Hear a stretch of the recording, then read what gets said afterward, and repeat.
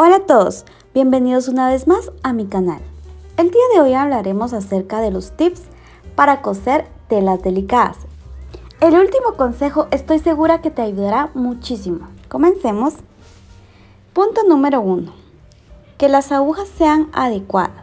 Si son telas delicadas, es importante utilizar agujas de punta de bola, ya que la puntita de esta aguja es un poco redondeada. Entonces, una aguja con punta redonda o punta de bola. Puede ser número 60 o dependiendo el tipo de tela. Muy bien, ahora vamos con telas elásticas. Este punto o este consejo te ayudará mucho para este tipo de tela cuando es elástico. Que el hilo sea el adecuado. Y el hilo te aconsejo que sea un hilo 100% poliéster. Este hilo es un poquito más grueso que el que utilizamos habitualmente. Entonces sí te aconsejo que sí sea un poco más grueso y que lo verifiques bien. Si no utilizas este tipo de hilo, tendrás que realizar una puntada zigzag. Ahora, en caso quieras realizar una puntada recta, debes utilizar este tipo de hilo. Es el hilo que también utilizamos para la bordadora. Cuando te dirijas a comprarlo, puedes pedirlo como hilo para bordar o hilo 100% poliéster. También, cuando vamos a coser este tipo de tela elástica, es importante que cuando estemos en nuestra máquina de coser, estiremos un poquito la tela. ¿Cuánto la vamos a estirar? Esto va a depender qué tanta elasticidad tenga tu tela. Muy bien, ahora vamos con las telas delicadas. Por ejemplo, tela como la seda, tela satín u otro tipo de telas que es muy delicado al momento de coser. Y vamos a utilizar papel periódico, papel bond. Si no, también puedes utilizar entretela soluble. Y si es algo más económico, podemos utilizar papel de China. Cualquiera de estos tipos de papel nos va a ayudar muchísimo al momento de coser. ¿Cómo lo vamos a hacer?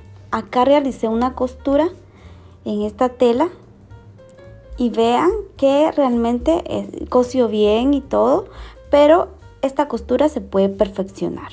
Entre más delgada sea la tela, es más difícil de coserla.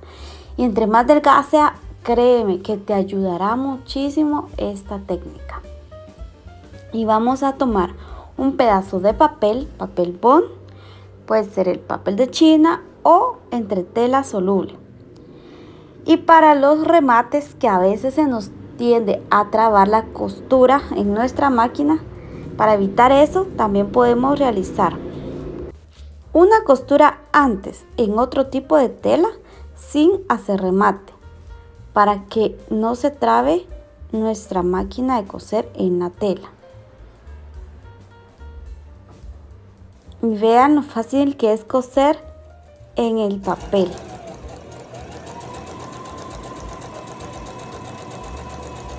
Voy a intentar hacer remate. Vean que con el papel fue muchísimo más fácil. Pero esto va a depender si daña o no la tela o el tipo de máquina que tú tengas. Ahorita les voy a mostrar cómo ha quedado y lo sencillo que es coserlo.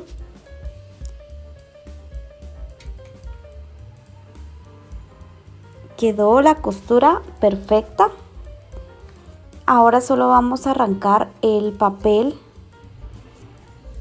También te coloqué papel de China porque a veces se tiende a dificultar un poquito arrancar esto. Pero si se te dificulta mucho, puedes utilizar papel de China, que es un poco más delgado y se te va a facilitar al momento de arrancarlo. No sé si logran ver la diferencia en la cámara, porque sí se nota la diferencia. Aquí utilicé papel bond y del otro lado no utilicé papel bond. Se ven unas pequeñas rasgaduras en la tela en donde no utilicé el papel. En cambio, del otro lado está perfecta la costura. Estoy segura que este tip te ayudará muchísimo. Ahora, solo como un recordatorio, vamos a utilizar las agujas adecuadas, el hilo adecuado a nuestra tela de calidad de preferencia. Y si es muy complicada la tela para coserla, podemos utilizar papel entre tela soluble o papel de China. De acorde al tipo de tela que elijas, van a variar qué tips te conviene más. Espero te haya gustado el video, que te sirva y nos vemos en la próxima. Muchas gracias.